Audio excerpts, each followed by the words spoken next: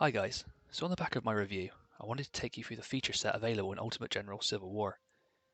As you can see, it opens up onto this very interesting map of the American Civil War. It's simple but effective presentation. It's backed up by some really haunting music from the time period, which really adds to the atmosphere. As you play the game, this music kind of ramps up, and I really find it adds to the game.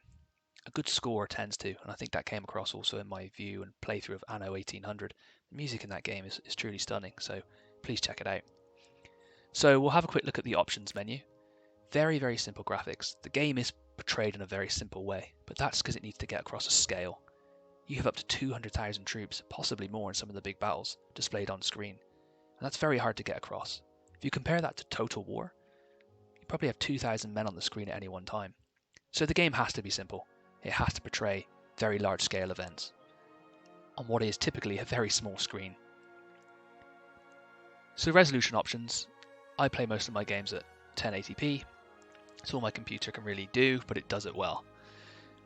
It's all I need really, so I really focus on that. The graphics options are simple, but they're effective. You can rebind the keys, which is always useful. So the main game has the campaign mode. I'm going to feature a battle at some stage, but this is just an option set to really show you what's available. Historical battle mode and custom battle mode. There's no multiplayer like the 2014 release, but I have to praise the developer for focusing on the single player campaign, and I pointed this out in my review. They put so much effort into this. Imagine trying to emulate every battle of the American Civil War accurately. It took a lot of effort, so I have to praise them for that, and I think the pure scope of this game really deserves more praise than it gets. So we'll take you into the historical battle mode. You can pick from any number one of these battles, and the achievements are actually available only on historical battles, so it stops you from getting achievements where you may have a big advantage of the AI in the campaign. Here you can fight from either side, and you can get an achievement for either side. So the first Battle of Bull Run, you get a small background into what happened, and you're taken into picking your side. The Confederates typically have more morale and are very good at frontal assaults.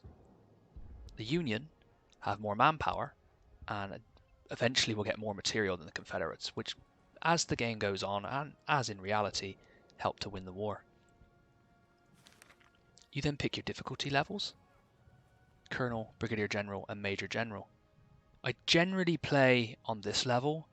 I have played some on this, but for me, because there's extra strength, it is not historically accurate, so it kind of ruins the game for me then a little bit. So I tend to stay right down the middle. Once you load in, you're presented with the initial engagement, a small background, and then the forces involved. As you will see, the enemy army has 23,000 soldiers. I have 22, but I am defending. So that means that these guys are going to soak up more losses trying to take my positions.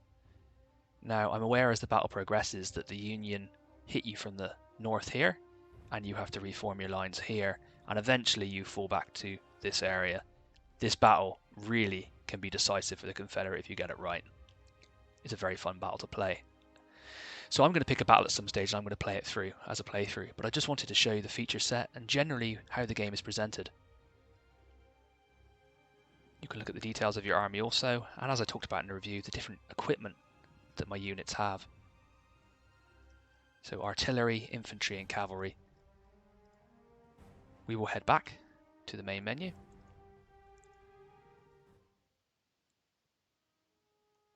So you also have the custom battle mode, which is similar.